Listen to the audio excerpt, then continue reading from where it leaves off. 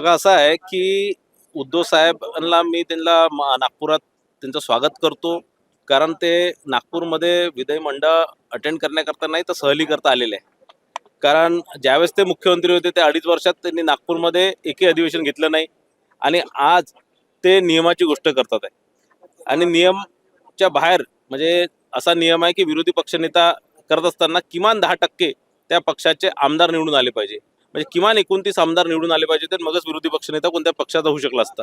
आज त्यामुळे विरोधी पक्ष नेता होऊ शकला नाही आणि म्हणून मला असं वाटतं ते त्यांची खतखत पुढे येत आहे आणि ते या प्रकारचे वक्तव्य करत आहे. मला वाटतं प्रकाश पोरे साहेबांनी या प्रकारचं काही कृत्य करण्यापेक्षा त्यांनी एखाद्या विधानसभा क्षेत्रातनं निवडणूक लढावं, जिंकावं, विदर्भाच्या मुद्द्यावर निवडणूक लढावी, जिंकावी आणि सभागृहात येऊन कायदेशीररित्या हे सगळे त्यांचे प्रश्न मांडावे. मी आधीच सांगितलं की विरोधी पक्ष नेता करण्याकरता कोणत्याही पक्षात किमान संपूर्ण आमदारांचे 10% संख्या असली पाहिजे आणि उद्धव ठाकरे साहेबांच्या सेनेला असणार किंवा काँग्रेसला ती करता आली नाही. महाराष्ट्र जनतेने त्यांना यावेळेस विरोधी पक्ष नेत्याचंही पद नाकारलं.